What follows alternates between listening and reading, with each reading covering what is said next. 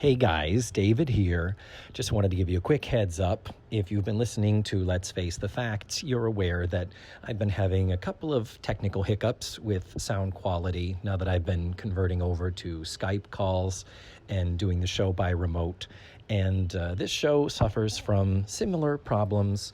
It's pretty good on the guest end, but my sound is a little bit muffledy, and I'm apologizing in advance, working on correcting it.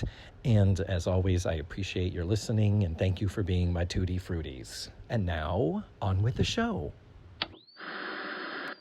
No. More about gel coat. When the fourth. Don't you call in the...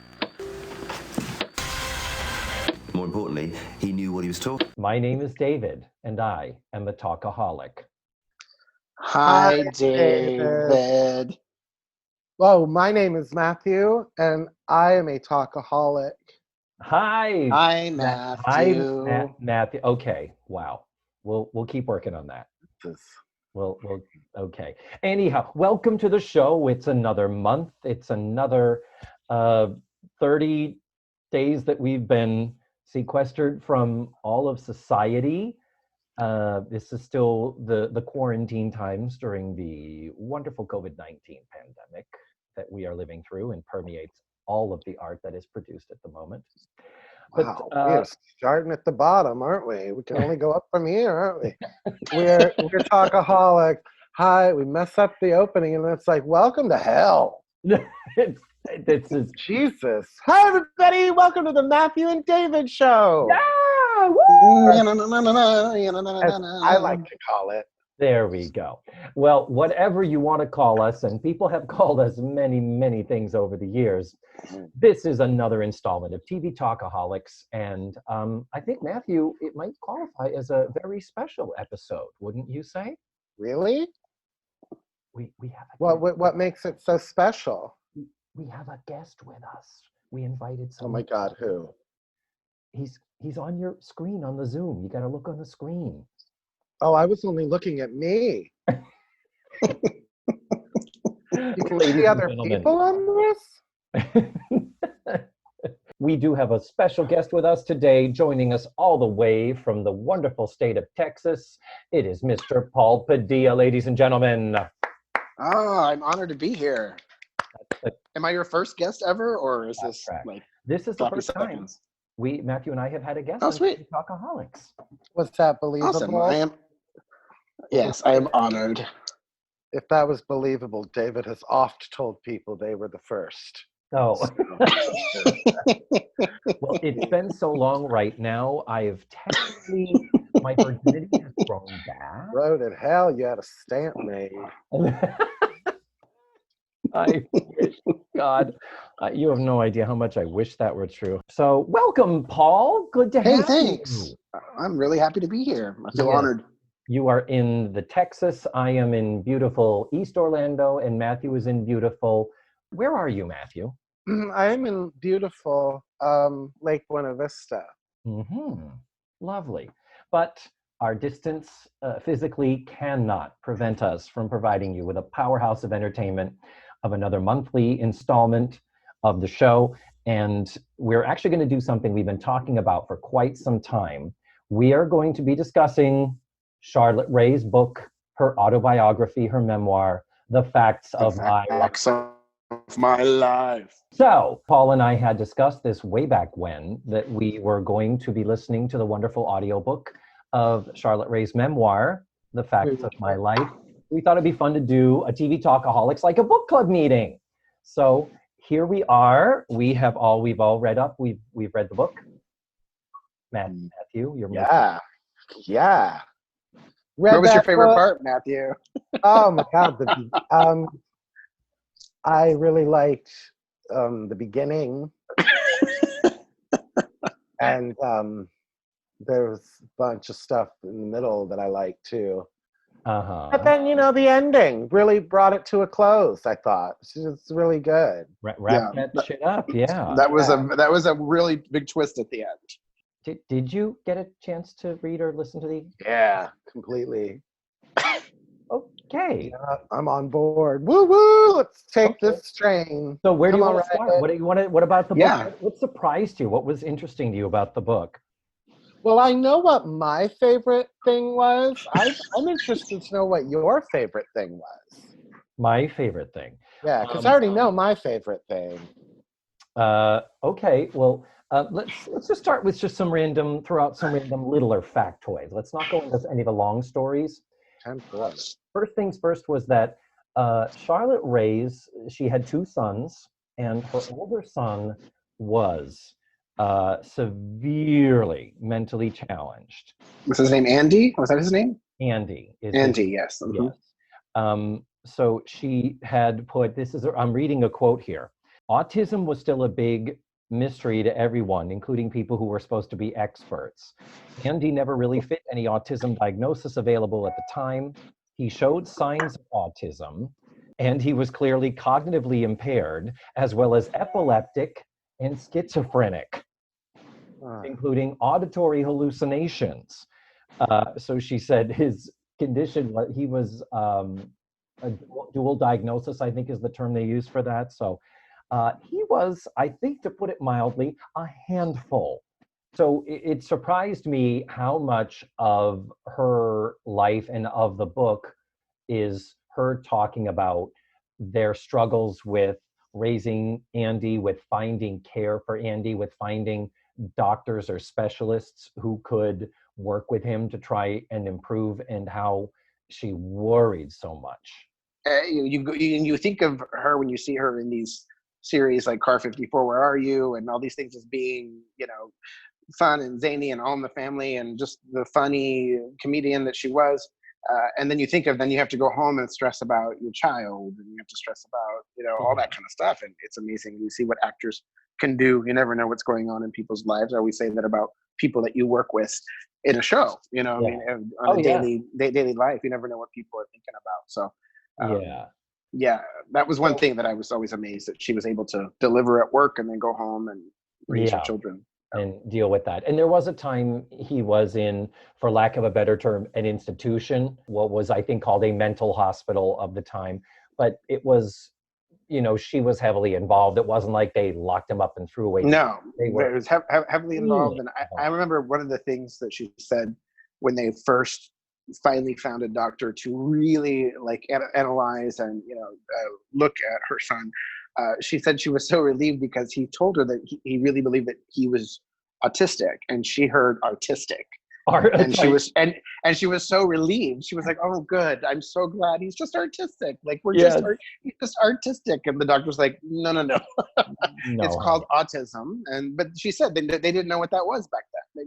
They had no idea what they were dealing with. So but at first she was so relieved that he was just artistic. Yeah, that was, he said, "Your son is autistic." And she was like, "Oh, thank God."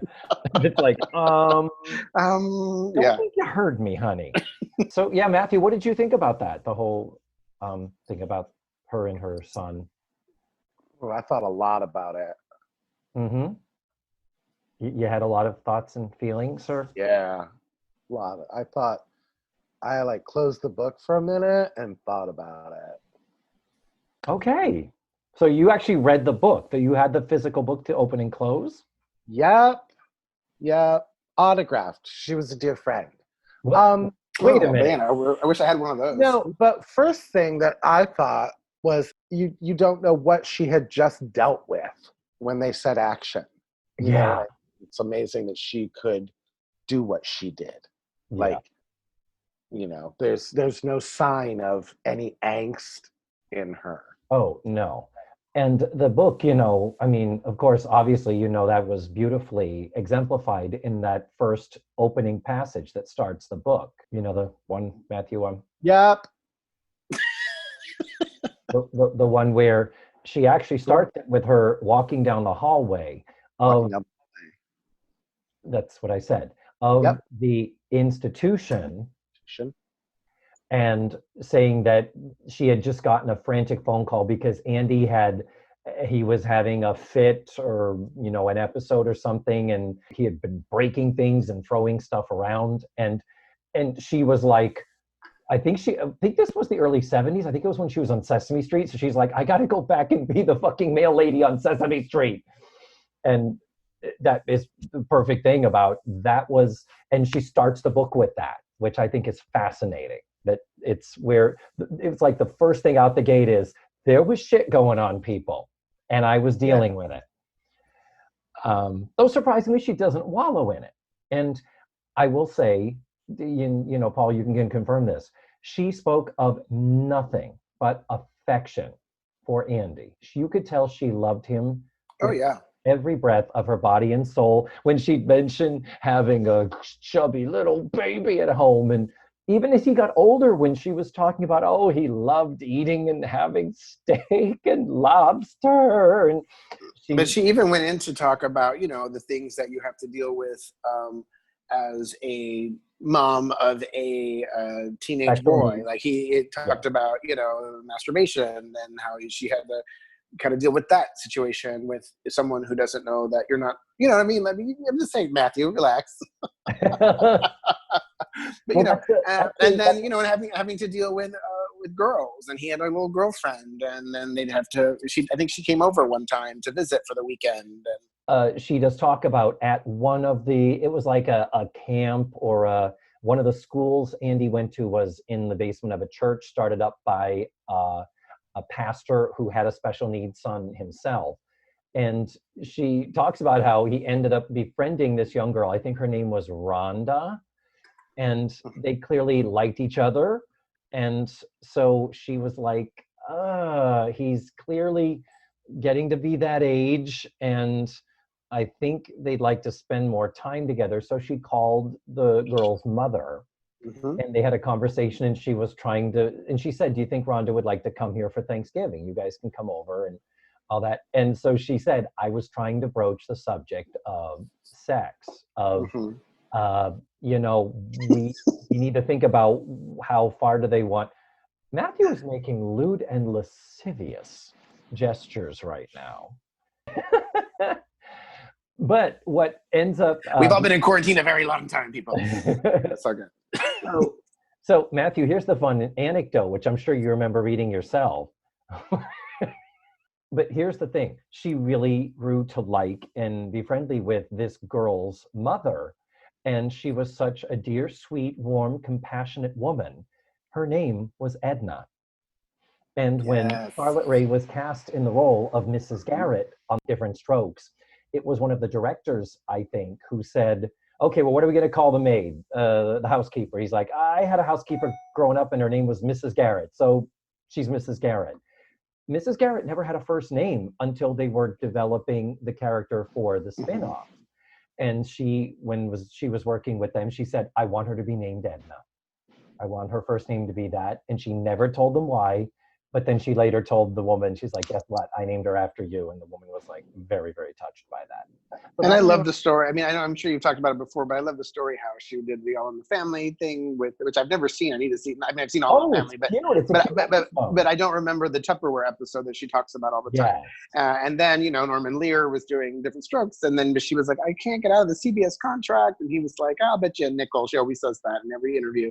I'll bet you a nickel I can get you out of that. They owe me a couple of favors because they had like Sanford and Son and stuff, all this other stuff that he had worked on, and so he got her out of her CBS contract to do Mrs. Garrett, and I always thought that was cool that, you know, he stepped up for her and he was like, don't worry about it, I got it. You know? Yeah, she did The Good Times and she did All in the Family, and those were the two things that put her on his radar. And those were good shows, y'all. Those were good shows. I remember even as a kid, I remember thinking these are good shows. As an adult, I go, yeah, these are. Yeah. Matthew, did you ever see the show, the All in the Family with Charlotte Rae, the Tupperware Party? I'm sure I have. I'm just thinking like how fascinated I was when I was reading that story. Mm-hmm. Yeah. And I bet you have a paper cut, don't you, Matthew, from that page? Yeah. It was so good. But I remember thinking like, I wonder what that phone call was like. Like, did Norman Lear just pick up the fucking phone and go like, boop, boop, boop, boop, boop, boop, boop? Or, well, no. He would have done this. He would have done telegram. And then whoever picks up the phone hears, this is Norman Lear. I want to talk to Bill Buttlicker. And head of programming or head of contracts. He's like, hey, I need you to let Charlotte Rae out of her contract. And they're like, yes, Mr. Lear, whatever you say, Mr. Lear. You know, like, what the fuck did that, or was he like, I'll give you this, or did he have to wheel and deal, or was he just fucking Norman Lear? Because they said at the time, that she was wanting to go to different strokes, that CBS was kind of developing for her a sitcom where she would be a female sheriff, like in a Western, like she's the sheriff 30 years before. Remember She's the Sheriff? Yeah. With Suzanne Summers. Yeah, but it was like where she was going to be a sheriff and she was like, ugh, it sounds horrible, but luckily she got. Yeah, and what had happened was they had her under contract because of the Beans of Boston, which was the American Are You Being Served? They had her tied up in that contract where it's like, okay, if this doesn't get picked up, we want to use you for other stuff. And they said she could do spots in other places, but she couldn't take a whole series. And that was what the snag was when Different Strokes came a-calling. But Norman Lear, Matthew, I think that's what the phone call was. At CBS, I mean, he literally ruled that network. They had all the top 10 shows, as we've gone over many times, and CBS was dominating the ratings because of his stuff. So pretty much he just called someone and said, hey, you know that Charlotte Rae, you've got her under contract? I really want to use her for something else. So can you let her out? I'll bet you that's all it was, really. And that fascinates you, that kind of power. One thing that last night when I was trying to refresh my memory, I started watching some YouTube videos of just her being interviewed.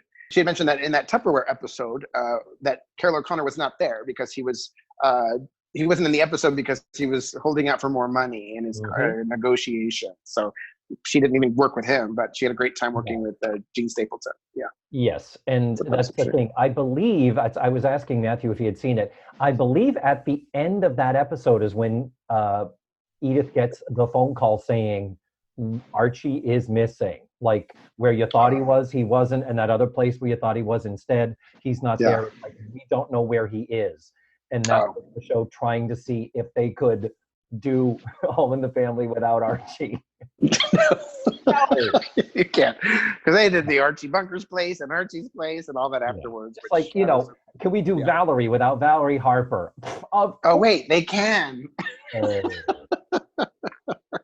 For like 3 years or something. Yeah. Can I say, since you brought up the fact that they named that character Edna, I found it interesting that they ended up with a character named Andy on the show. Yes. And I have to wonder if she had something to say about that, like because he was kind of a son figure to her, kind of became like a son figure. And I think if she had stayed, it would have been her instead of Beverly Ann that adopted him, I think. Don't you? I feel like that's where they were probably aiming. But I don't think she specifically mentions, because the Andy years were really there wasn't that much of an overlap. There's also Beverly Ann, Mrs. Garrett's sister, is named for Charlotte Rae's older sister, Beverly. And that's what else I put, that she had a sister named Beverly. Yeah, and Beverly, who was a bitch, according to Charlotte. Well, you remember that part, Matthew? Yeah. Charlotte was the middle child of 3 daughters. And so the young one was like the pretty princess baby. And Beverly Ann, she always talked about being kind of her older, hypercritical sister who had also gone to Northwestern and studied performance and was supposed to become a singer, but then she thinks she didn't have the courage or the guts to actually go for it. So she went back to Milwaukee, got married and started a family, and strongly encouraged Charlotte to do it too. Like Charlotte Rae was even kind of like, really? She couldn't fulfill her dream and she was trying to take mine away also? And it's like, ooh. Over the years, they did reconcile a bit. They had a nice time when they all went to Paris, or The Facts of Life Goes to Paris. But what other family stuff did you guys pick up on about her family and her growing up and her rearings? About her formative years? Take it, Matthew. I always love the story of Dad was a tire salesman, and and like I am also fascinated with how she changed her name. Like somebody at a radio just told her that last name ain't gonna work. Yeah, Lubach. If you know what I mean. That was so common in those days. Like, what was Tony Curtis's name when B. Arthur talks about it? It was like Ben Schwartz or something. Bernie Schwartz. Bernie. Hey there, my name is Bernie Schwartz. I'm a movie star. Well, her real name is Bernice Frankel. Bernice Frankel. Yeah, that's right. Yeah.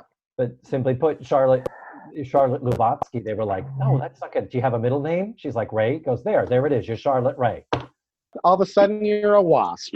Yeah, exactly. Can we pause 1 second? Matthew, are you in the bathroom? What? Are you in the bathroom? I am. Are you sitting on the toilet right now? I am. What's wrong with you? Oh, no, I'm not pooping. Oh, my God, David. You're sitting on the toilet. Ew, David. I am changing my insulin pump thing, and it happens to be on my leg, David. I'm sorry. I thought you were... The very idea, David, that I would go through all of this setup to make you think that I was taking a dump. Okay, I'm sorry. I doubted your judgment and your taste level. Thank you. Now, Paul, will you continue with what you were saying? God, I'm exhausted. Okay. No, I was watching a YouTube video. Because I like to keep it classy, David. Okay. Thank you, Matthew. So let's move on to another just interesting tidbits that were revealed in this book. The show, The Facts of Life, taped on Tuesday nights. And the way the week cycle ran was Wednesdays were the table read of the upcoming episode, so the week-long cycle. Wednesday was the table read of the new show. Thursday would be script changes. Friday would be trying the new scenes. She said Monday and Tuesday were the grueling days. Monday in particular, because Monday was the camera blocking day and all that. So that was camera day. So Monday and Tuesday were the long ones. But they would do 3 shows in 3 weeks and then have a week off. So they would only put out 3 shows a month.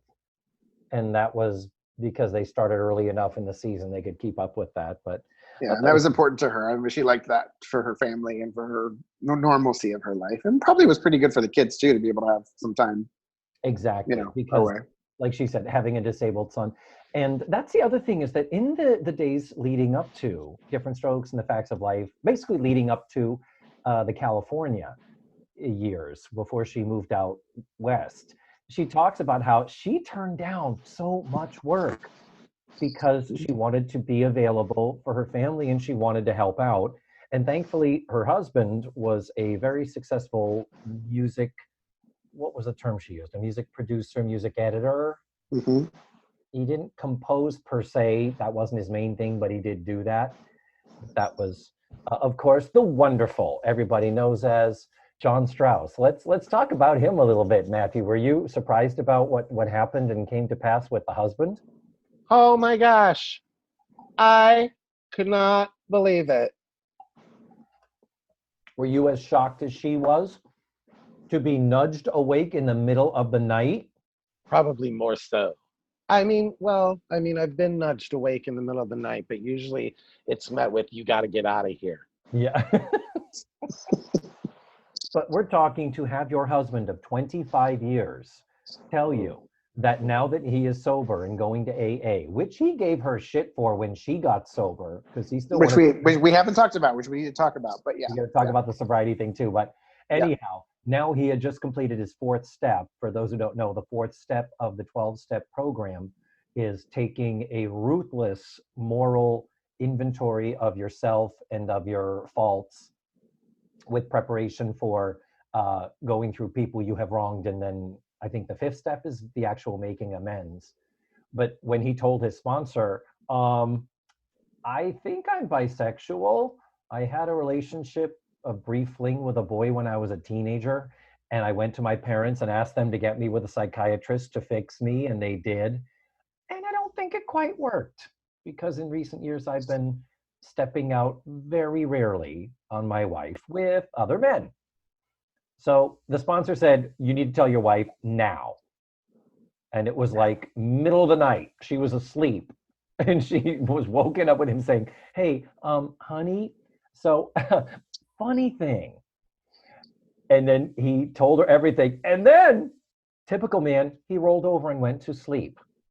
She actually says that in the story, because the burden of finally saying this and forgive the expression, unloading on her, it was like such a relief. He rolled over and went to sleep, and she's like, I got up. I was like, I can't fucking sleep.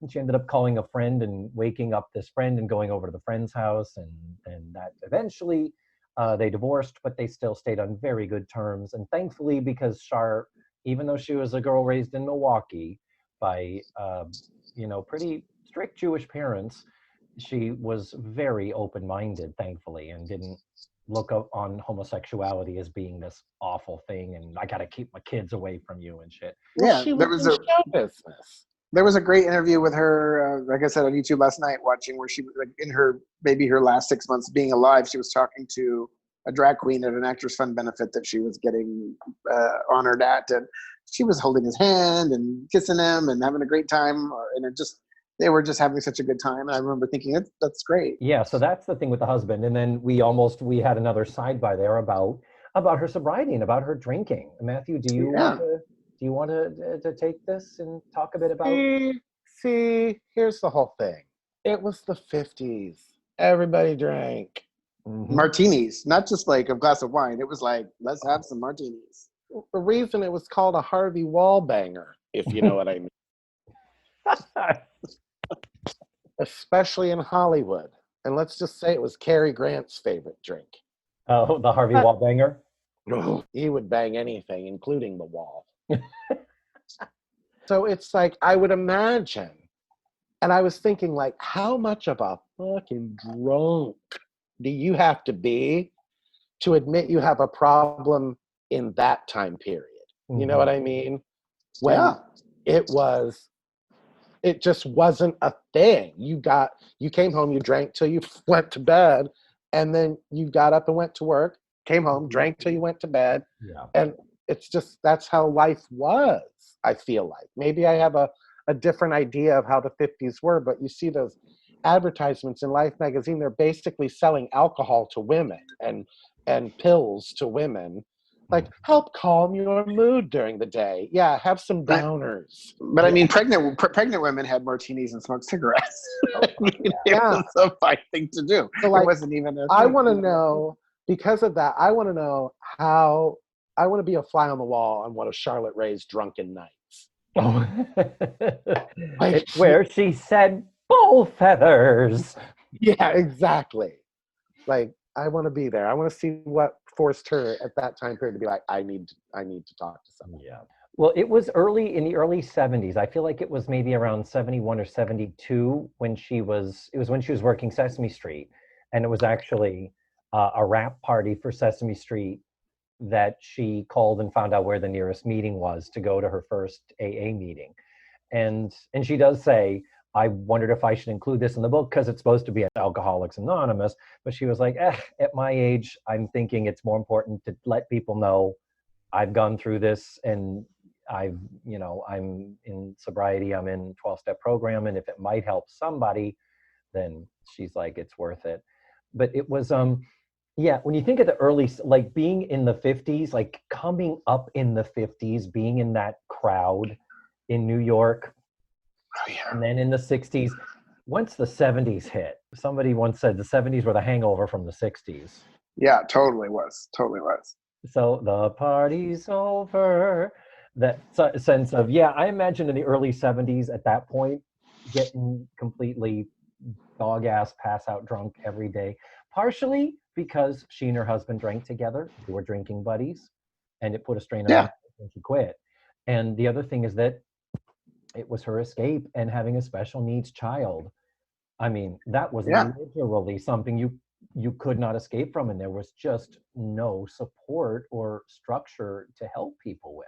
And that's what they would do with their evening, she said. They'd come home, they'd get a couple of bottles, and they just tear it up, finish those bottles. I mean, that's what they did, Yep. So, Matthew, is there anything I read the book, David. I know. What's the book called again, Matthew? What's the book called again? Called, called Charlotte Ray. Ray of Sunshine, Ray of Light. Says, hi, my name is Charlotte. Are you there, God? It's me, Charlotte. It was Charlotte's Web. Charlotte's Web. Web of Charlotte. Did you read Charlotte's Web? That's what I thought we were talking about. Oh, Okay. shit. Oh. And I was nervous because I didn't read the book. I watched the movie. So I was all ready with my Agnes Moorehead impersonation, my Paul Lynde, my Debbie Reynolds. For the time mother and father time. Oh my God. Somebody give Debbie a Xanax. It's like Debbie Reynolds just hopped onto our Zoom call. That's amazing. It says crunchy. Well, perfect segue. Paul Lynde, Matthew, even though you may not have read this book, Paul Lynde, as we have stated many, many times, he went to Northwestern with Charlotte Ray. And didn't Cloris Leachman go as well? Cloris Leachman did too. Now, Cloris Leachman left after her sophomore year, as did their classmate and peer, Patricia Neal. So the two of them did 2 years and then were like, fuck this, we're getting work. We're going to New York. We're going to do this shit. And they did. Oh, Paul Lynde. They were friends. They were very good friends. Did she talk at all about her theater career? Did she talk about what it was like to be, because she did Three Penny Opera with B. Arthur. Mm-hmm. Yeah, she doesn't talk a lot about B. Arthur. It's like I think it's because it's a small blip because she didn't do it for that long. It was a short run because she left it very early.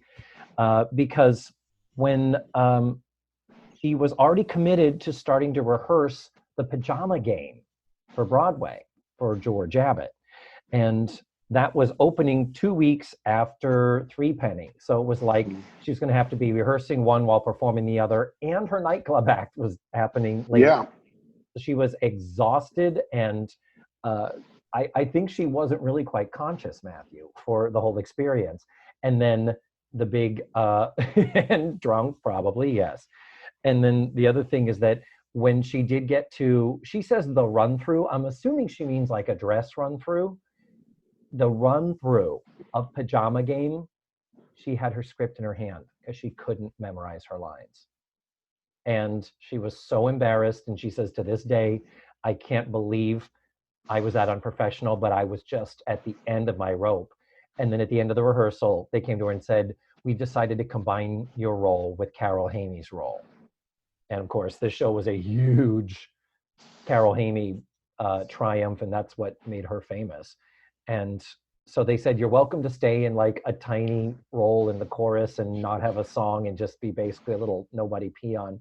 And she was angry at the time. She was mad at herself, but she was also mad because theoretically it wasn't, well, it's because you're unprofessional, we're firing you. It was, we're making changes to the script and you're out now. And that really upset her. But yeah, so I think the anecdotes about Three Penny, she just kind of glosses over the fact that B. Arthur and John Aston and other folks were actually in that production. And you know, the things that you remember whenever the shows that she did, you think of Three Penny Opera, you think of, you know, that kind of stuff. But the ones that she was nominated for, I really had never heard of. It's like Pickwick is one, and then Here and Now or something like that. But I had never heard of, you know, of those shows. But she was nominated for Tonys for those two. Yeah. How did she talk about Little Abner? I think it went on too long for her, I think. Didn't it?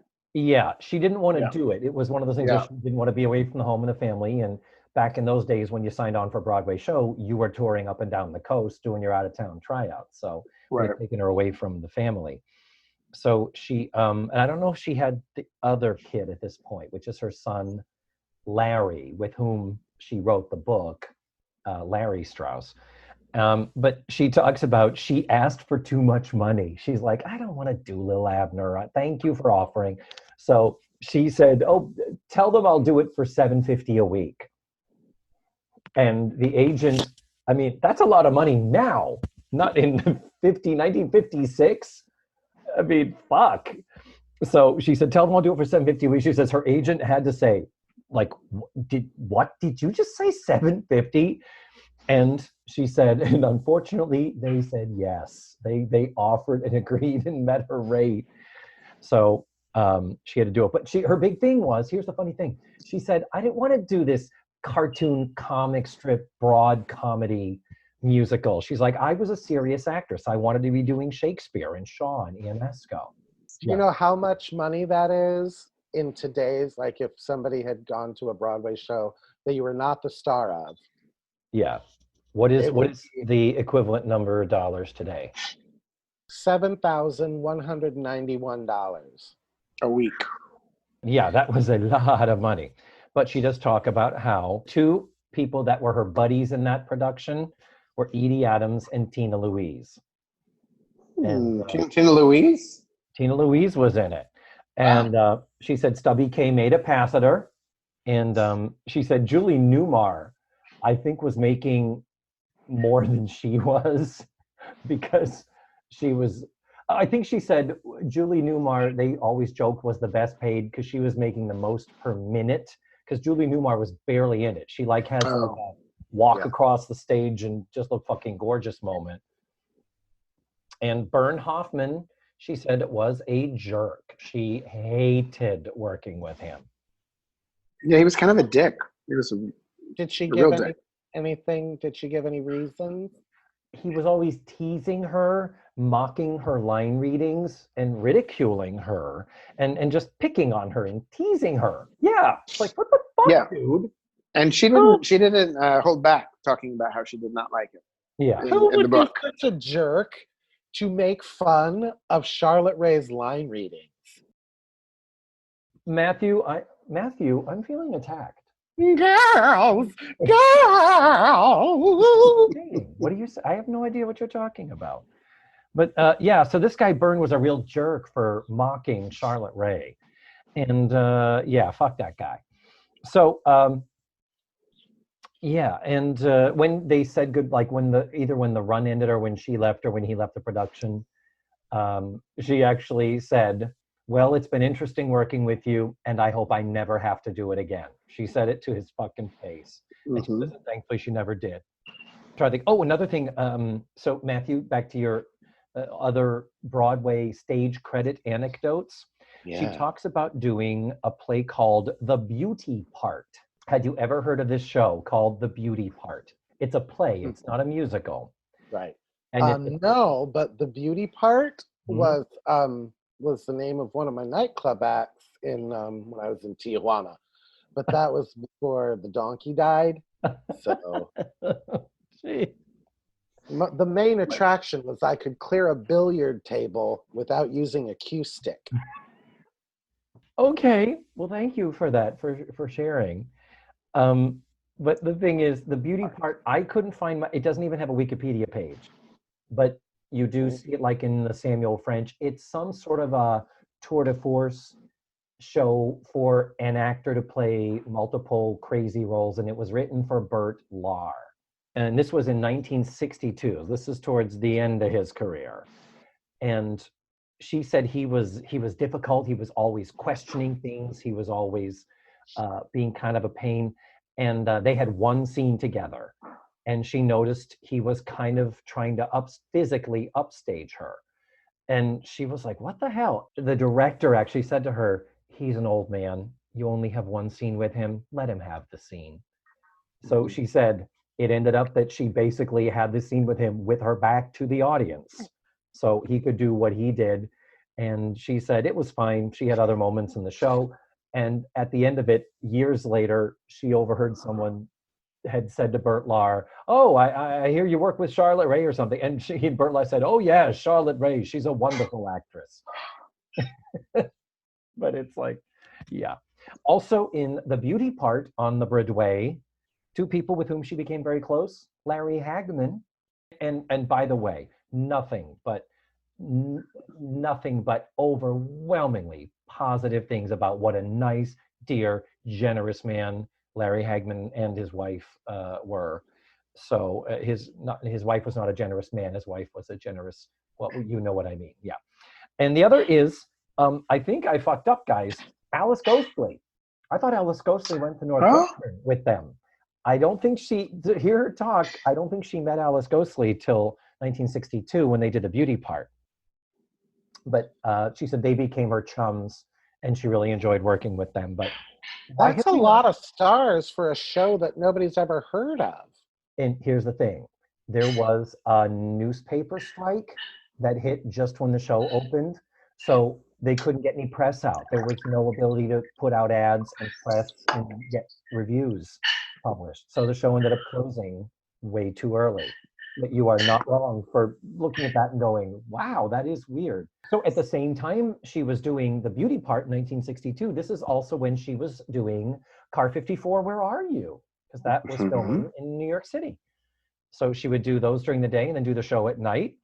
And in fact, her husband, John Strauss, wrote the theme song to Car 54. So she also had that. Car 54, where are you? Yep. She was on like 11 out of 60 of the episodes.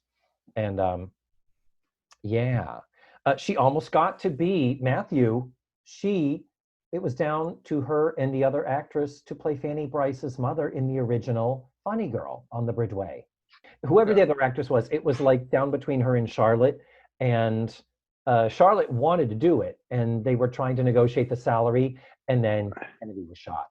So that kind of, everything kind of blew up, and there was a question of whether the show was going to happen and all that. And by the time they kind of got back to it, they had already locked in the other one, and so she missed out. But then her response is, oh, well, more time to be home with the family and my boys. Come Back, Little Sheba. Yeah. That was hers. And that's the one where she tells the story. This is the great example of the kinahora, the evil eye in the Jewish culture, where parents are ever afraid to draw positive attention towards their children for fear that they will be punished. Or you have that in the Mexican culture as well. Yeah. Now my mom would get mad at me. Now I've heard the title "Come Back, Little Sheba," but I'm not familiar. I don't know the play or seen it. Have you ever seen it? Are you guys familiar? Yeah, but it wasn't Shirley Booth. Wasn't it big for Shirley Booth as well?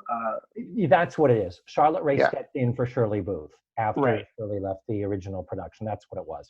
And when her mother came to see the show, she said she came afterwards backstage, and she said, basically, like, you were fine. And then proceeded to praise all the other actors, complain about where her seat was, complain that the side that she was on was making a crick in her neck bad. And it was all Oh that. my God. It wasn't till years later that her older sister, Beverly Ann, said, you know, Mom loved seeing you in that. She said, watching it, it was after the first 20 minutes, she forgot it was you. Like, you were that good in it.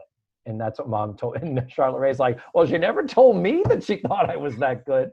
But that's the culture. That's the thing. I didn't realize Charlotte Ray and I had the same mother. Oh, we've discussed. Oh, bless. Yeah. So let's start to sort of wrap this up and bring it back to the real reason that we're here is the facts of life. And I did transcribe some of the passages here. From Very short chapters, by the way. I wanted a lot more than she put. Matthew, I see the judgment in your eyes. It's like you're gonna read some Psalms or something. This is like scripture chapter and verse here. But when it was over, I wanted more. I will say that. But it was I was okay because I wanted a little bit more. She speaks slowly, and it was 11 hours. 1.7 speed. I was like, this is good. No. I was doing a show an hour away. I was doing a show in Sanford. So I had an hour there every day and an hour back. So I listened to it in real time, but yeah. No, I couldn't. I had to speed it up. I recommend 1.6 for those listening to the Audible book on the Audible app. So here's what she wrote. I'm not going to do the voice. By the 5th season of Facts, which is where we are right now, I dreaded going to work. I cried in the summer when it was time to start up another season, but I didn't want to leave the show until I was sure the girls could succeed without me. Maybe they were ready after the 5th or 6th season, but I wasn't sure, and I didn't want to be selfish about it.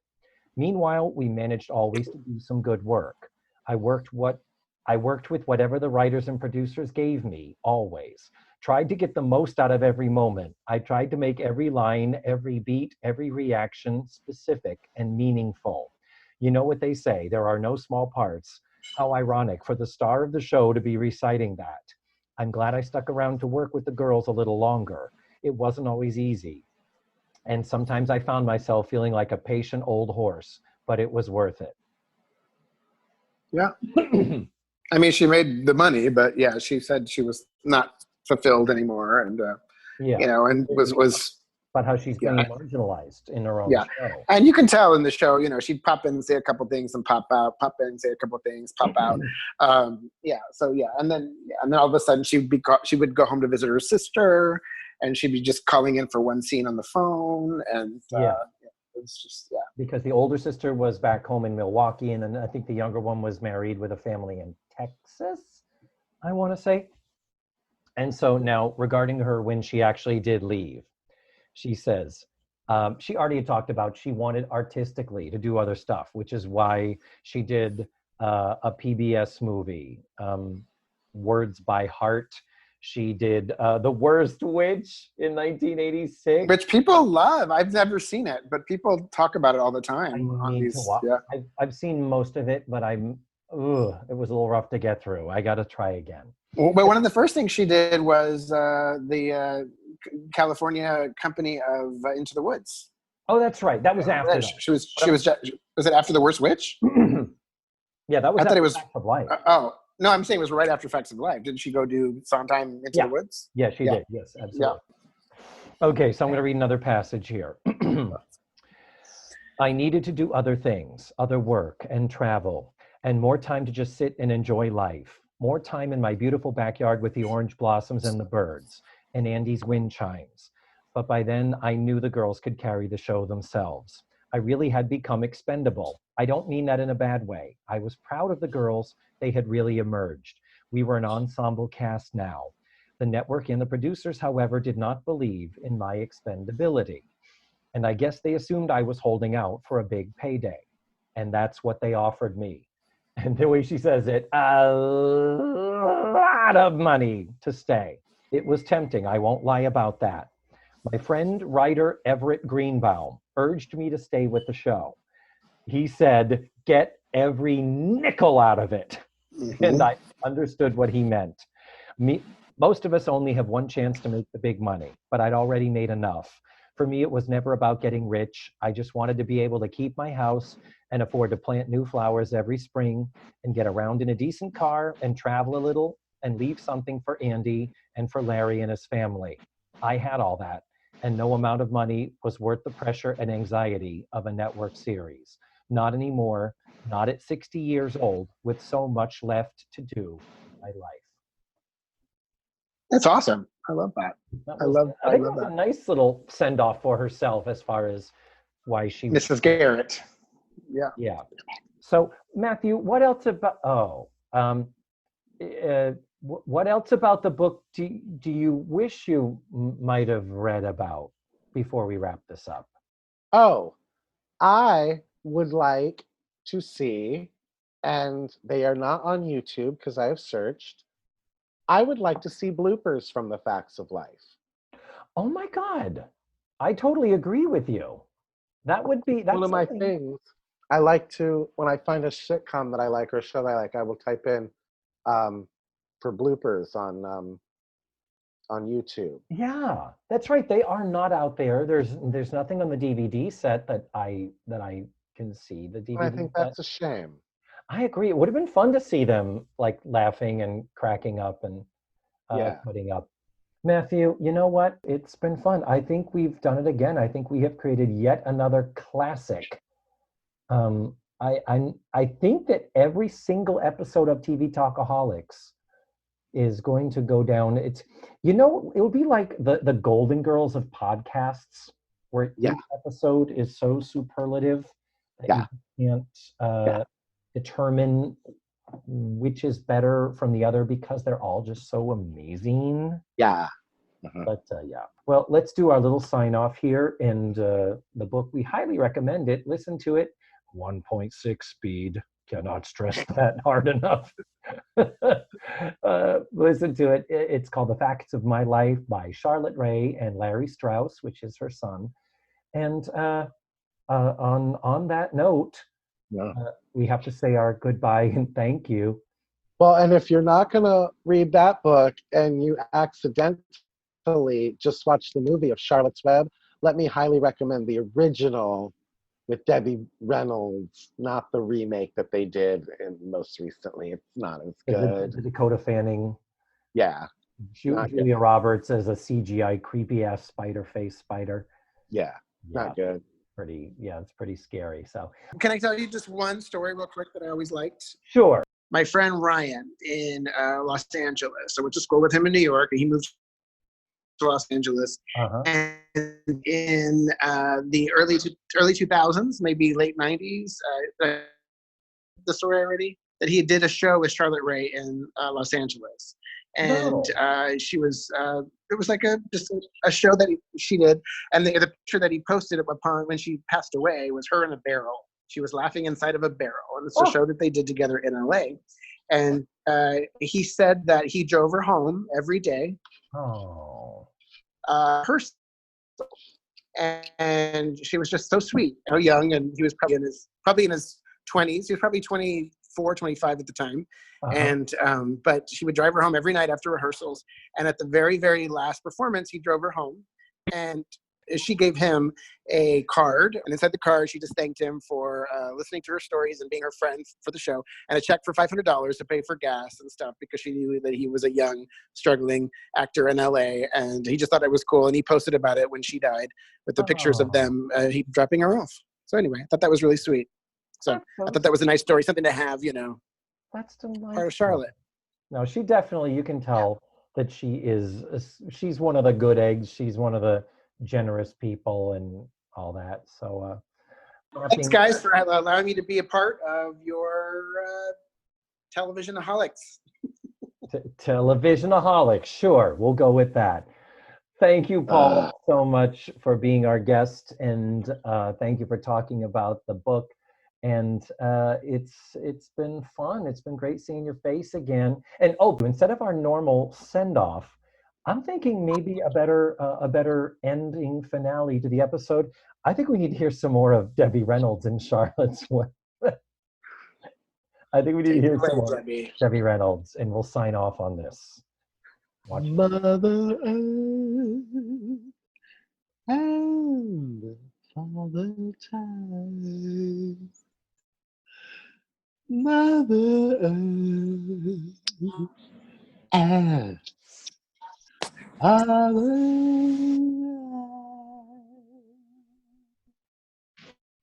Thank you, Matthew. It was beautiful. On that note, thank you. This concludes another TV Talkaholics. Tune in again next month, and thank you all for being our Tutti Frutti Patreon sponsors. We love you. Bye-bye. Bye. Thanks, guys.